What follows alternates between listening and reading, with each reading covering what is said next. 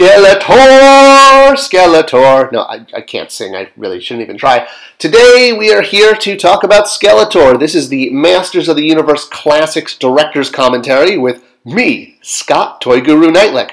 I was, am, and forever will be the brand manager for the 10 years of the line, at least the bulk of it.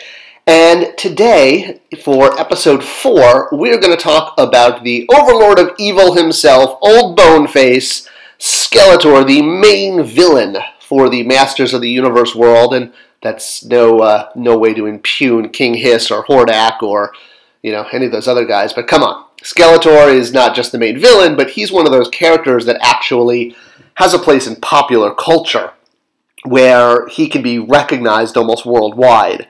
Probably more so than a lot of 80s villains. I mean, yeah, you've always got Destro and Mumra and all that, but come on, Skeletor is Skeletor. He is awesome. We did a lot of versions of Skeletor over the years. Some were just repaints, some were part swaps, some had new accessories, but the one we're going to talk about today is the original, which uses the reptile body.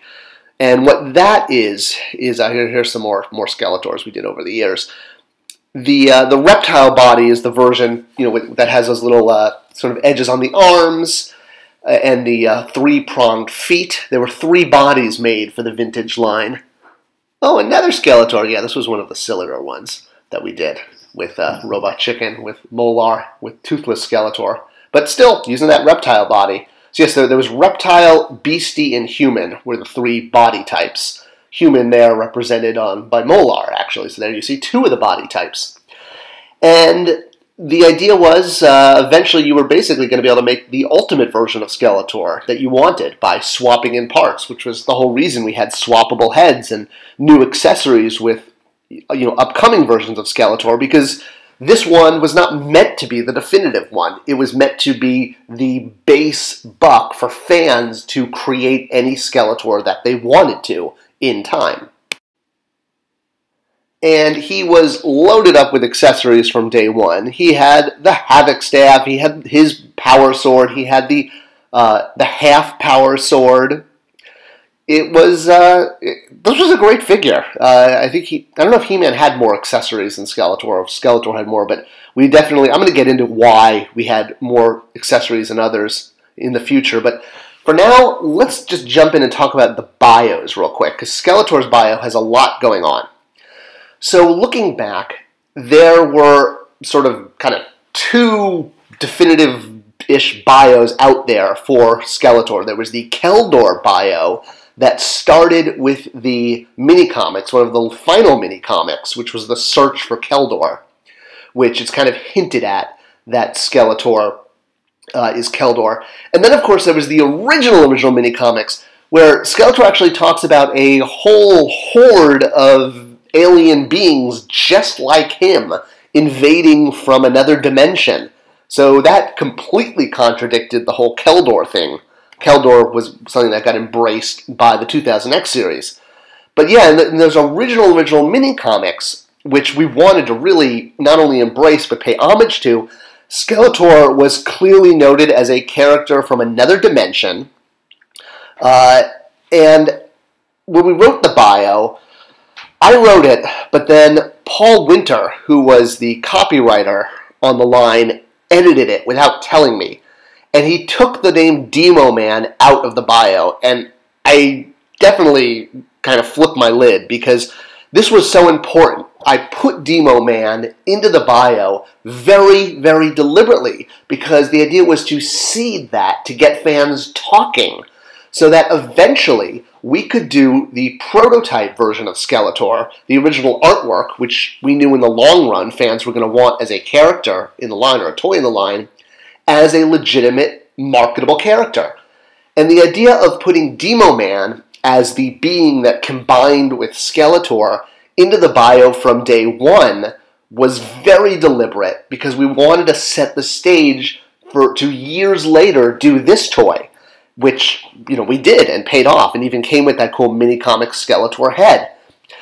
But when Demo Man got edited out without my knowledge, I was just like beyond myself. Because like, no, there's a reason for this. Like, we're trying to get this in there because We don't have comics and movies. All we have are print ads and the bios to tell stories. So by putting that word Demo Man in Skeletor's bio early on, it got fans talking. And that was the whole point, because by engaging fans and getting them to start saying, wait a minute, Demo Man plus Keldor equals Skeletor? Whoa, what does that even mean? Does it mean that, like, he's got two personalities? Or, you know, does it mean that it's not him? Is he a dual personality? And no, that wasn't the case. But the bio engaged fans to talk about the origin of Skeletor. And that was the whole point, because we didn't have any other content except the bios and online interaction, which became the driving marketing force behind the line. Getting fans constantly talking about the line was key. So dropping in the word Demo Man in the beginning was important. Now the idea was Demo Man just increased Keldor's power. It did not give him a second personality, but it also temporarily drove him mad and crazy. See? Don't mind if I do!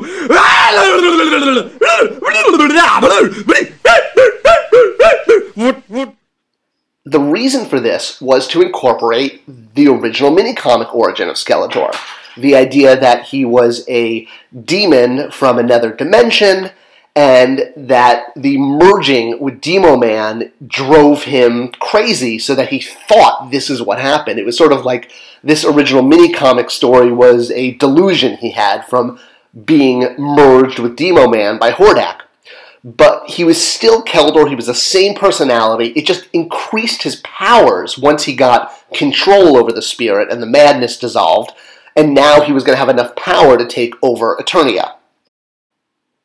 And for those of you asking, where did the word Demo Man come from? Well, it came from this original sketch. Originally, the line was going to have He-Man and D-Man. Like, get it? Demon, D-Man. And this sketch on the top, not this version I pulled off the internet, but the one that I left at Mattel in a pile that they lost, but more on that later. It was written D-Man and then Demo-Man as an alternate. Meaning, you know, again, so the character's original name was going to be D-Man or Demo Man, like he was a demon man, beast man, man, he-man, get it? That's where Demo Man came from. So it was a way of summing up his origin together. And the good thing was, he sold out. Skeletor was a sellout, a total sellout. He was the first figure in the MOTUC Classics line that actually sold out before the next figure went up for sale. And no, he did not make Mattel billions and billions of dollars, but he did sell out before the next figure went on sale, as opposed to He-Man and Beastman that were up for a couple months. And like I said, it wasn't a huge amount of money. It was, you know, much more like a chunk of change, but it gave the momentum to management to keep the line going. Now, of course, the quick sellouts were something that was, you know, kind of pissing off the fans, and we had to address that with guaranteed subscriptions and other avenues of marketing down the line. But because he sold out, it showed management that the line was viable, that characters were worth investing in, and we actually unlocked additional resources and tooling for 2 additional characters beyond the original 6.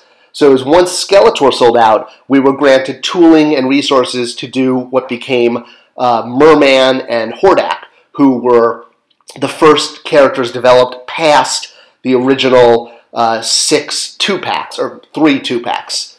And it also unlocked our ability to do a New York Comic Con item, although for this item we had 0 tooling and had to come up with something we could do as a repaint, and the choice was pretty obvious. But we'll get to that in a couple episodes from now. Alright, and that's pretty much Skeletor. We were on our way. We had our main hero, we had our main villain, we had a flunky, we had an ancestor, and most importantly, because of Skeletor's relative sellout in 3 weeks, we had the go-ahead to develop 2 additional characters. And honestly, I thought, wow, if we can just do those 2 and be done, that will be a victory. Little was I to know, we were starting a journey that was going to go for 10 years and hundreds of characters.